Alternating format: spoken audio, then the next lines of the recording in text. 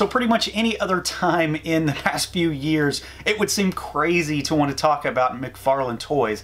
But things have very much changed recently, and then of course within the past few days. So we know that Mcfarlane's kind of been going towards a more articulated stance with their Fortnite figures. They've been really well received. I don't own any personally because I just don't want the figures, but they definitely look really fun, and they have gotten a lot of praise from pretty much everybody that's gotten a hold of them. So it may or may not be much of a surprise to find out that a lot of stuff has happened this week in terms of licenses, and one humongous license that we definitely have to talk about. So this is being filmed on the 13th. This is probably going to go up on the same day, and we've had 3 new licenses announced for Mcfarlane just this week, and stands to reason we might get more prior to Toy Fair. So the first one on Monday, it was Harry Potter. We found out that Mcfarlane has the rights to Harry Potter. We don't really know exactly what kind of figures they're making, but it stands to reason that they may lean more towards their traditional offerings. We don't know yet, obviously. They have already said that there's a few figures that are confirmed for Wave 1, so like the main 3, Harry, Ron, and Hermione, along with a Voldemort, and then they're making a Buckbeak too, which is supposed to be in Wave 1, and they say that they're going to top out at 25 bucks. I'm assuming Buckbeak is going to be more of a statue, maybe? That seems really cheap for something that should be pretty big. But we might see some highly articulated figures. The small press release I saw for Harry Potter did not say anything along the lines of ultra articulated. So when it doesn't come out and strictly say that, I kind of think it's going to be more along the lines of the Walking Dead stuff. My Labyrinth Jareth figure, which has articulation, but it's not really an action figure. It's a statue that moves. I'm really curious to see what they make though, because we know that they generally do the sculpts pretty well, and this is kind of out of left field as far as licenses in general go. There isn't a lot of Harry Potter stuff, and they also have Fantastic Beasts as well. They're 2 different licenses under the same umbrella. We know that Harry Potter already has licensed stuff with Figuarts, and Fantastic Beasts has Mafex. So there's an import side of things, so we're going to get domestic releases from Mcfarlane, and it stands to reason also that these will be at major retailers, because everything Mcfarlane makes ends up at a retailer somewhere. None of it is online exclusive except for maybe their larger stuff.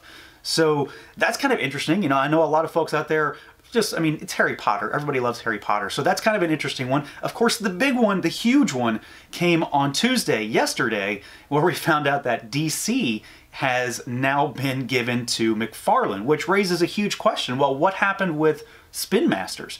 Because they were the new licensee once Mattel announced that they were not going to be going forward with DC properties. It stands to reason now that Spin Masters is going to do exactly what everybody thought they were going to do and go for a more kids-focused approach, just like everything else that they make right now. You know, they haven't had a collector line of figures since, what, the Tron Legacy stuff, which was 10 years ago almost, and those were only okay. They weren't even that great.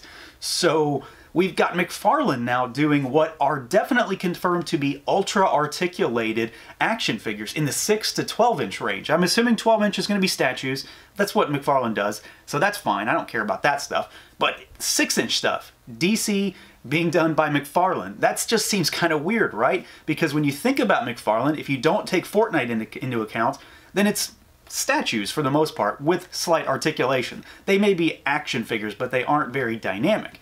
Fortnite, however, has completely changed the game with Mcfarlane. They are ultra-articulated, very posable. They very much compete with Marvel Legends in that space. They have a ton of accessories. They really have fantastic packaging, too, on top of that. So I'm really, really curious, and I'm very, very hopeful that the DC stuff is going to mimic the Fortnite stuff. And this comes from someone who does not collect DC. I have no horse in this race whatsoever, although you might find me buying DC stuff once we see what Mcfarlane puts out. So I'm really, really curious what we're going to see. I don't know if we're actually going to see product this weekend at Toy Fair. I do think we're going to see Harry Potter stuff at Toy Fair.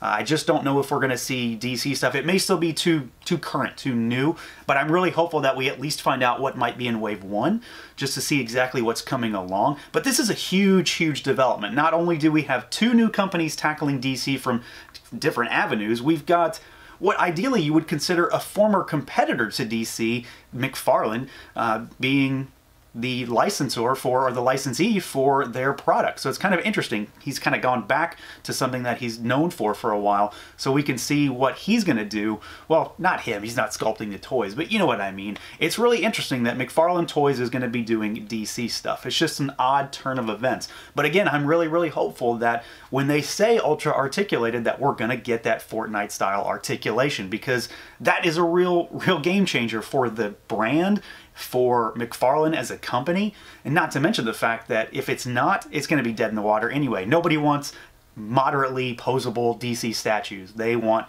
action figures that can compete with Legends, and I think this might be the good way to go for it. But there is yet another license that was announced today.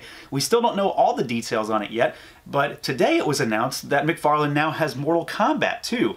So I'm just wondering if we're going to see stuff every single day this week. They did say on Facebook that up until Toy Fair, we're going to see new licenses. So it kind of stands to reason that we've got 5 licenses maybe. Monday, Tuesday, Wednesday, Thursday, Friday. So who knows what we're going to see tomorrow or Friday.